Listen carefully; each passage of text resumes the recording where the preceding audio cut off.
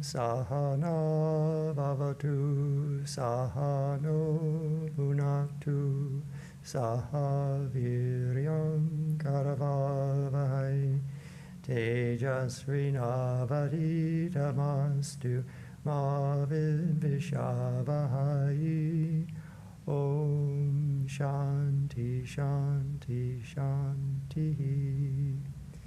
May Brahman protect us. May he guide us and give us strength and right understanding. May love and harmony be with us all.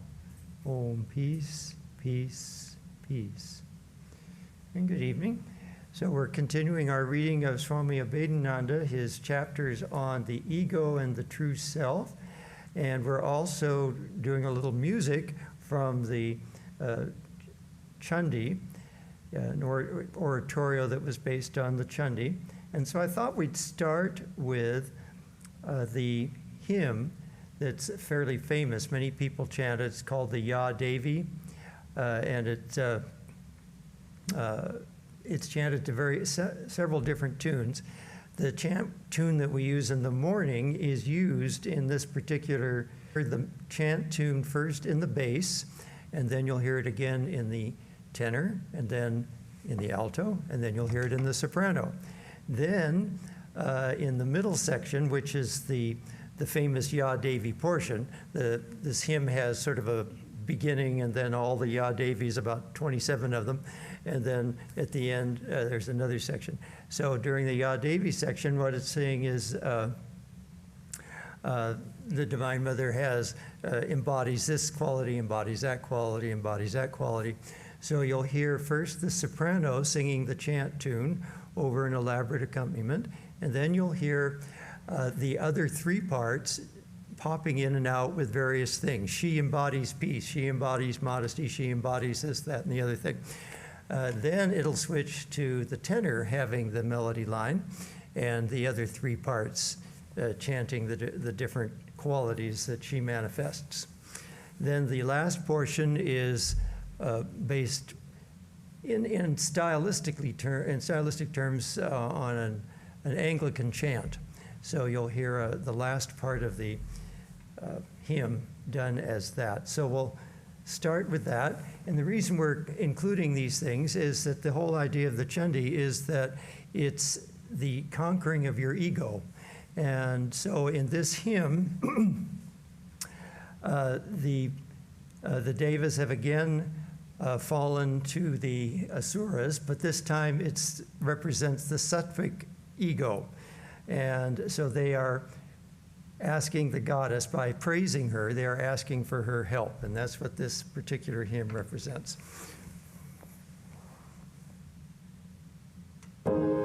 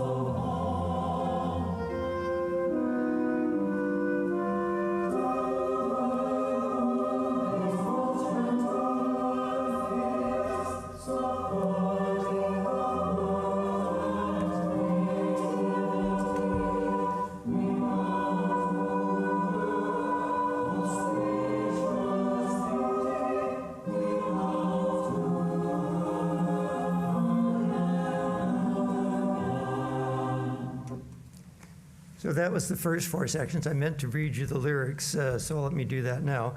So the lyrics on that portion were salutations to the Devi, who is the primordial cause and who is gracious.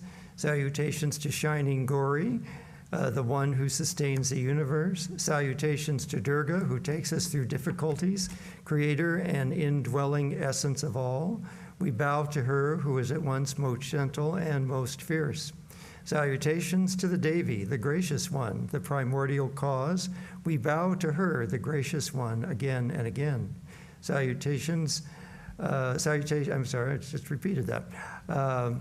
Salutations to Ma Durga, who takes us through all problems of life, creator of all, indwelling of all, the essence of all.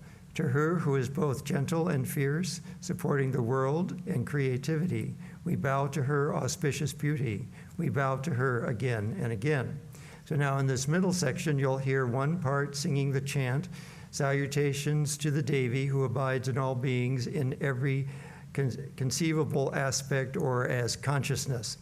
And then it will come in with consciousness, intelligence, hunger, sleep, power, forgiveness, peace, faith, loveliness, good fortune, activity, memory, compassion.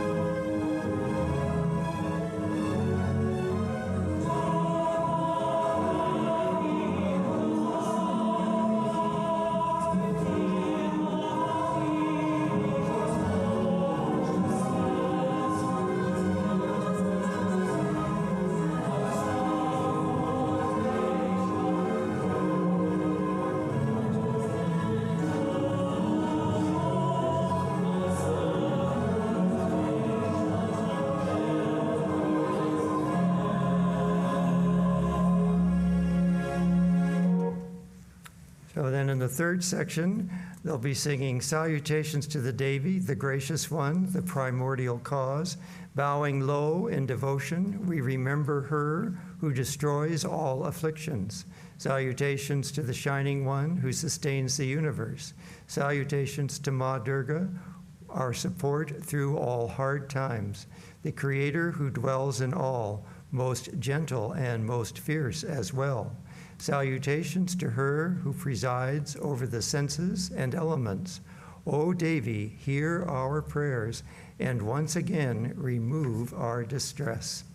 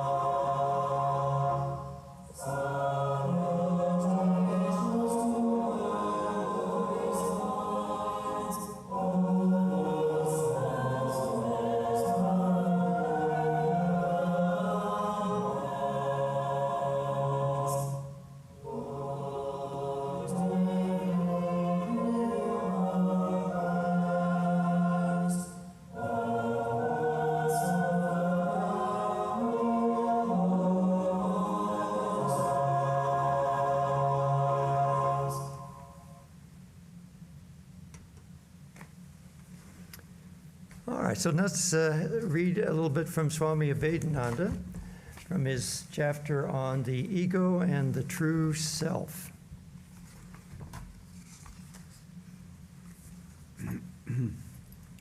He who has right knowledge and self-control and is pure reaches perfection and the lasting bliss. Now you see that these are the conditions of reaching perfection. First of all, we must have right knowledge, right discrimination between the eternal and the non-eternal, the spirit and the matter, the soul and the body, and the right and wrong. All these things we must know as they are in reality. If we have that knowledge and can distinguish the soul from the body, the spirit from the matter, the right from the wrong, then with the help of that knowledge, we can attain to perfection. At the same time, we must have self-control, hold the reins of the sense in check. We must not allow the horses to drag us into the ditch of despair, sorrow, suffering, and misery. So exercise self-control at every moment of your life. If any passion arises, deny it instead of encouraging it. Deny all the passions and say, I have no passion. I am the highest. Every time anything attracts you, deny it. Try self-denial, and you will find that you have risen above the level of ordinary mortals. What can be more practical than this? We can practice this at all time. When we are alone or when we are with our friends and relatives, we can practice self-denial, and we shall find that everybody will appreciate it in the end. Those who deny themselves in social life are always respected and honored. Yeah, so he's referring again to that metaphor that we read last week about the senses being like the horses and you being like the charioteer, and you have to hold the reins tightly in order to control the senses and make sure that your chariot is going in the direction you want it to and not just being dragged around by sense objects. And we talked about how advertisers use our lower propensities to be dragged from one place to the other in very effective ways, and we always have to be diligent and watch out for that. He's going to go into the, in the next chapter, which we may or may not get to tonight, just depending on how far we go, about how the senses work and how the senses deliver information to the various levels of the mind, and that we're really getting a filtered picture, you could say, of reality through the senses. Let's read a little more. Those who deny themselves in social life are always respected and honored. The greatest philanthropists are those who denied themselves. That is the sure way to prosperity, godliness, righteousness, and spirituality. In the end, with the help of that self-control and right knowledge, we shall be able to reach perfection. Then we shall know what is meant by perfection. We cherish at present queer ideas about it. We think that perfection means a kind of heaven, where we get all kinds of enjoyment without suffering and misery. That is the idea which the ordinary people cherish, but that is a wrong conception. Heavenly bliss is not equivalent to the state of perfection. Very few people know what is meant by perfection. In fact, perfection means a state in which all your senses and passions are under control, and you are the absolute master of your own self.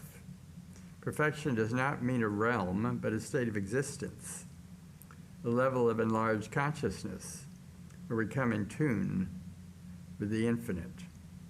Christ had attained to that state, and therefore he was perfect. Omniscience will mark that stage. The state of perfection, your past, present, and future, will be equally revealed to you in their fullness. Everything will then be open to you. You will then understand all the laws, gross or subtle, that govern physical, mental, and spiritual planes. You will then understand your true nature and its relation to the infinite being.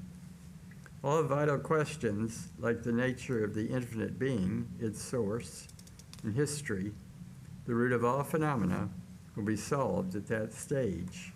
We are capable of that great achievement. That should be our ideal. Yeah, just skip all the footnote. You can skip the footnote. Yeah. Should be our ideal, be the next line. Oh, okay. So should be our ideal. That should be our ideal, yeah. And not merely eating, drinking, and making money. Yeah, so again, he's emphasizing this idea of perfection and how when we know our true selves, we will know everything in the universe. And of course, this is how many great discoveries of the universe come about, is from yogis getting in tune with the universe.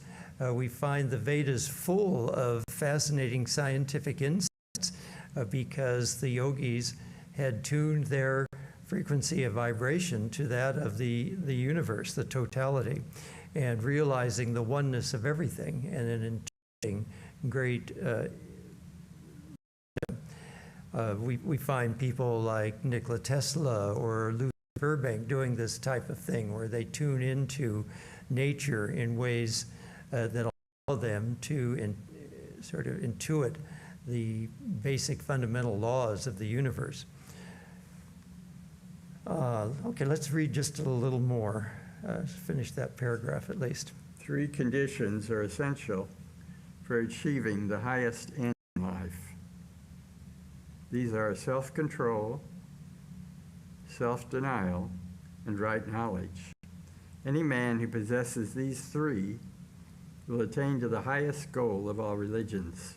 Whether you believe in God or not, you will attain to God, which signifies perfection. Belief in God is not necessary for salvation, as belief is an accompaniment of the right knowledge. In fact, knowledge and belief spring simultaneously. Blind faith does not help us in any way. Only that belief is helpful, which is fed and kindled by right knowledge and discrimination. That faith, once acquired, is unshakable, and it cannot be changed. It is indestructible. Now, sort of a musical metaphor of this is another section from the Chandi. After this hymn is sung, they describe what their problem is, and they've been taken over by Shumba and Nishumba, and so they need some way to get out of this. So the Divine Mother is going to help them with the dilemma that they're in, and she's going to do it with a tone. She's going to, who else but the Divine Mother could be so in tune with the universe that a single tone could destroy evil. Well, that's what she does in this short scene. Let me see if I can read you the lyrics here.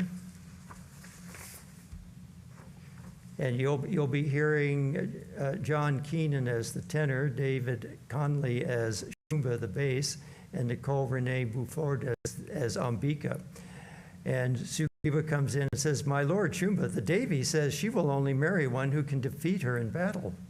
And Shumba says, "This is outrageous. I will send my chieftain Dhumralochana and have that haughty lady dragged here."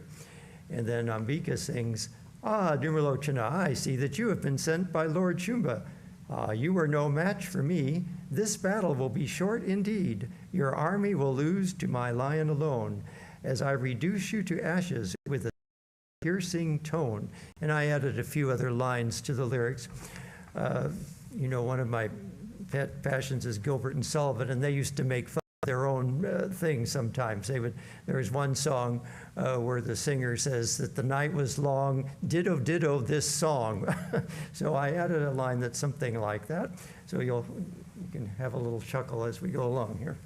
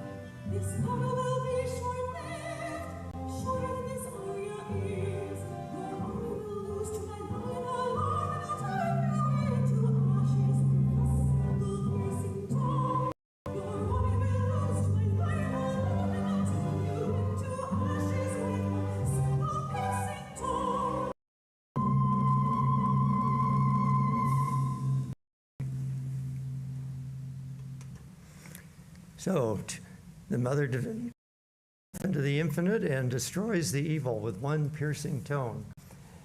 All right, so we now begin another chapter of Swami Abhedananda called Ego, Self, and Sensation, where he details some of the ways that our sense organs are allowing us to perceive a universe there, which is really the realm of Maya. So our sense organs are delivering the picture of Maya to our brain, delivering this illusory world of that's the world of the senses is really an illusory world. It's not the infinite, undivided, unchanging Brahman that's behind it all, but it's the set and the drama that's being played and that's being perceived by the senses. So let's have a little reading of his chapter on ego, self, and sensation.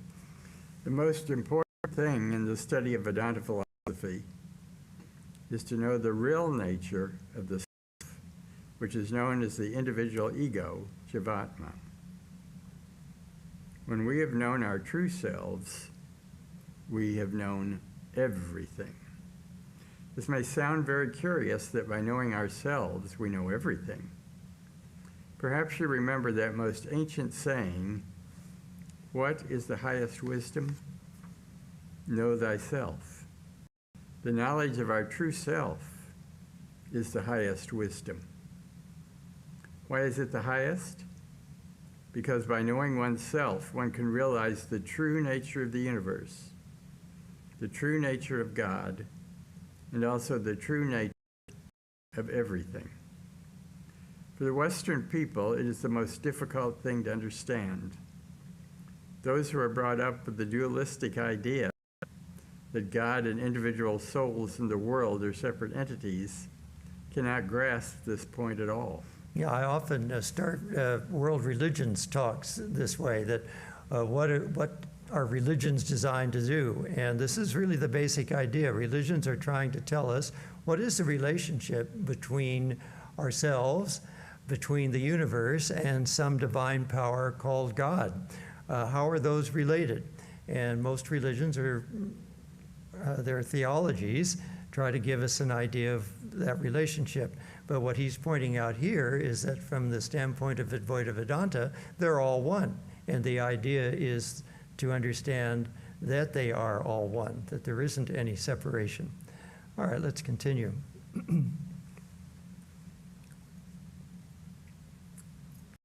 I think that by knowing one's own individual self, one can get only a partial knowledge of the universe, because the individual is distinct and separate from the external universe and also from God. This idea is very prominent among the dualistic religions. In Christianity and Judaism, you will find this idea very prominent, that God is separate from the universe, that we are separate from God and also from the universe. There's a wide gulf of separation between man and God in Christianity and Judaism, and the gulf is bridged over by the conception of the Son of Man, which is known as the Logos in Christianity. Now, of course, in the Chandi, we see over and over in the Shakta tradition that the Divine Mother is thought to embody the entire universe. And this is fairly typical of many indigenous religions that theologians would call pantheistic or panentheistic, where God is infused into the world. And of course, we have a slightly different conception than that, higher conception, but it's extremely similar to that.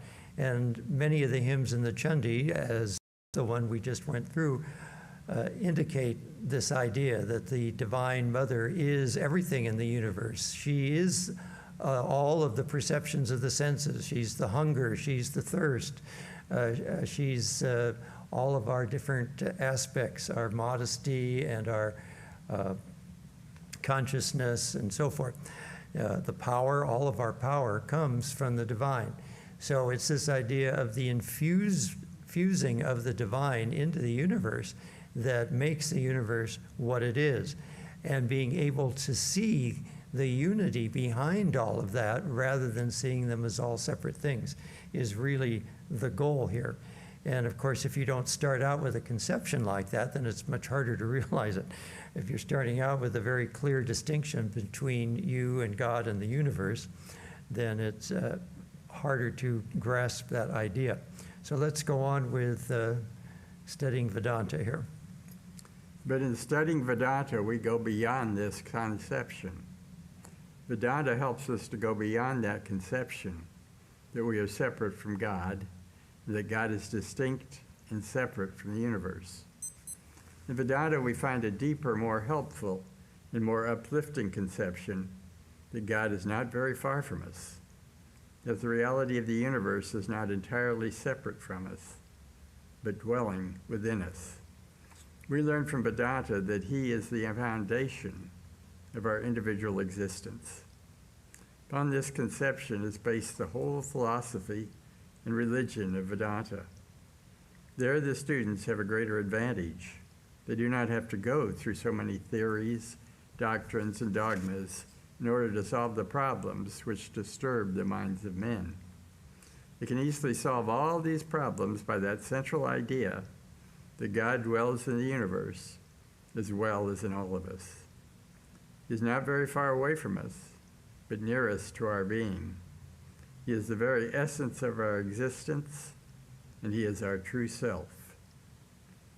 Having understood the point that God pervades the universe and us all, and that He is the soul of our souls, the life of our life, if we start and search after God within us, we will find know thyself as the answer to that question. When we use such expressions as know thyself, we do not mean merely the physical self, or merely the external personality or the human self, but we mean something different and deeper than that. Our human self is only the externalized manifestation of a higher self, which is called in Sanskrit the Atman. Yes, and yeah, it reminds me always of the part in Alice in Wonderland where Alice meets the caterpillar. And the caterpillar keeps asking Alice, "Who are you?" It sounds like the Ramana Maharshi of Wonderland. And so first she's trying to think who she is. And you see she identifies with all the wrong things. First she's thinking of herself physically, and she thinks, well, I can't be Ada because her hair goes down in ringlets. So we're identifying, how we wear our hair and what kind of clothes we wear and all that kind of thing and what size we are. That was one thing that confused her. She'd been so many different sizes. She wasn't quite sure who she was. And then she goes for the mental, and she thinks, well, I can't be so-and-so, I can't remember who the name was, because I know a lot and she knows so very little. And then she tries to remember her times tables, and she can't do that, and she can't remember her capital cities of her countries and so forth. So then she really gets worried, and maybe she really is this other person. So this is our problem. We tend to identify ourselves, and what part of us does that? Our ego. Our ego tends to identify with what we know, what we do, how we look, have the body beautiful. Even yoga studios fall into that trap. It's that yoga somehow gets off track and isn't just for realizing your true self, but somehow it's in order to get more limber and more beautiful. So these kinds of things get us off the track because we're identifying with the wrong parts of ourselves. We're not identifying with the true self, with the permanent self, the unchanging self. All right, let's continue after what happens with the Anglo-Saxons here. Our human self is only the externalized manifestation of a higher self, which is called in Sanskrit the Atman. It is distinguishable from the human self, or Anglo-Saxon self, which grows and moves and thinks. But in fact, there is something behind the thinker. Ordinarily, we cannot go beyond our thoughts and beyond the conception of a thinker. But suppose you come to a moment when you do not think, and when your thoughts do not disturb you. What happens to you then? All thoughts are quiet. All passions are silenced. and all desires are latent. What happens then? Have you ever asked that question? That is the time when you go beyond thoughts, but still you do not lose your existence. You exist as an entity full of calmness, repose, and consciousness.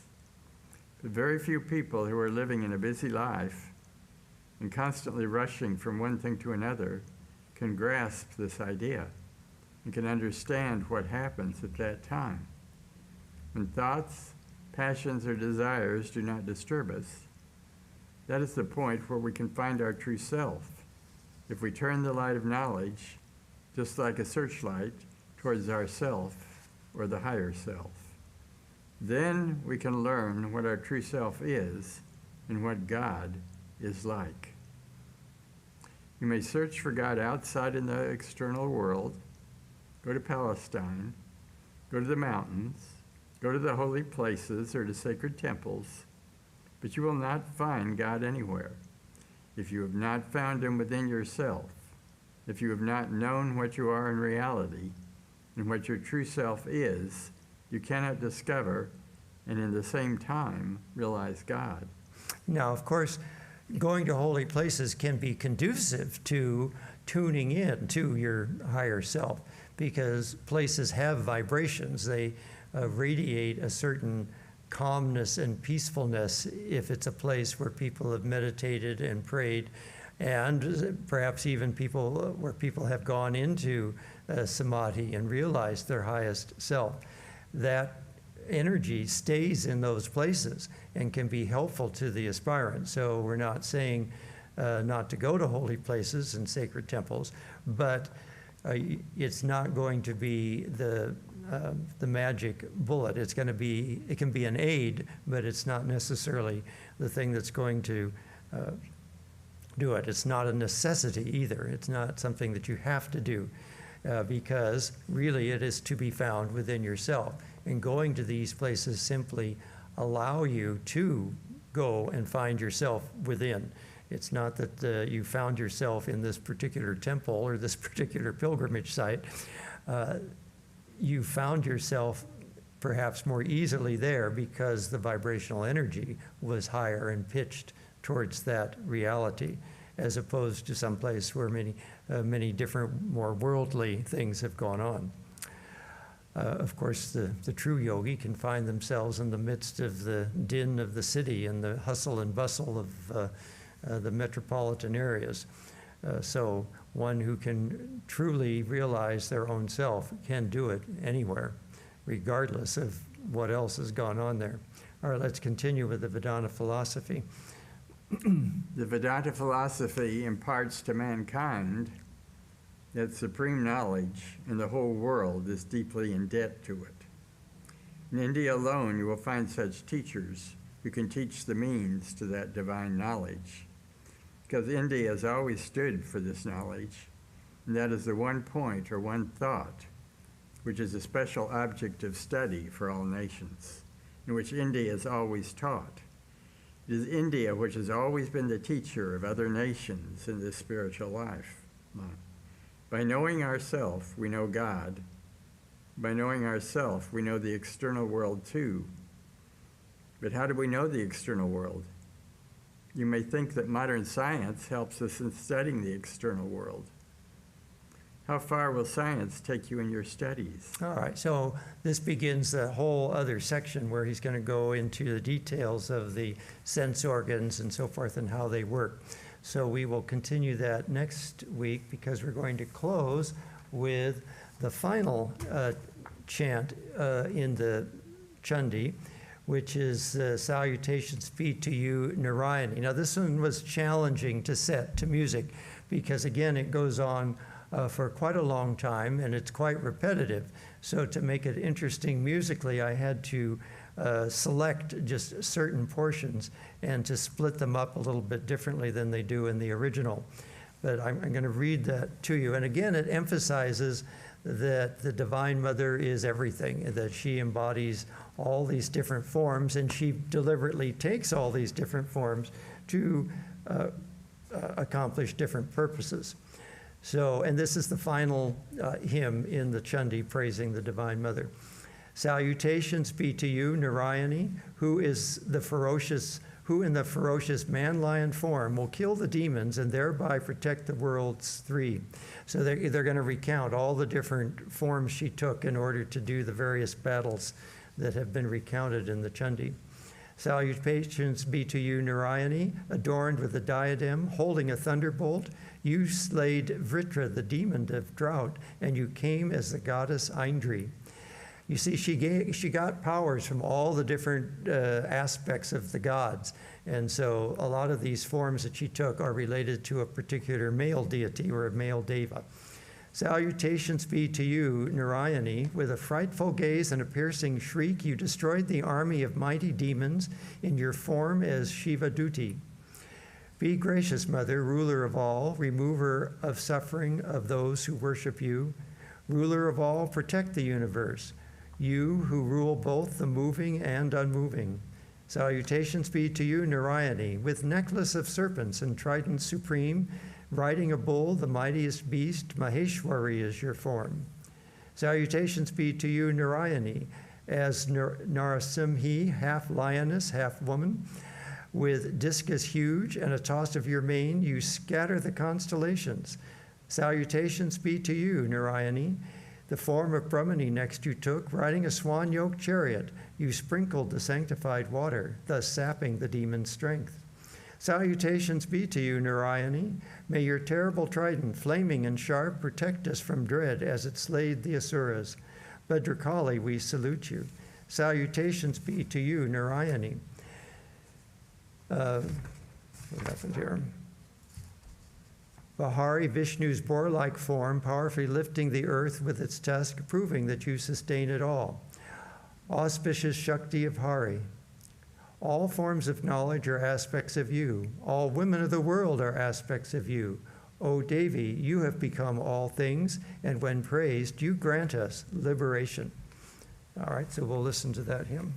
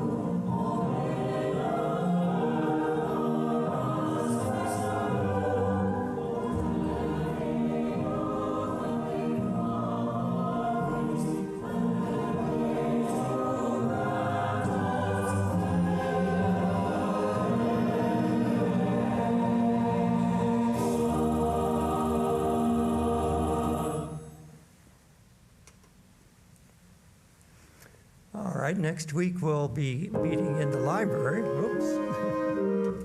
Thought I hit stop. All right, we'll be meeting in the library next week because there will be vigil going on in the temple. Om Purnamada Purnamidam Purnat Purnamudachyate Purnasya Purnamadaya Purnameva Vashishyate. Om Shanti Shanti Shanti. Filled with Brahman are the things we see. Filled with Brahman are the things we see not. From out of Brahman floweth all that is. From Brahman all, yet is it still the same. Om, peace, peace, peace.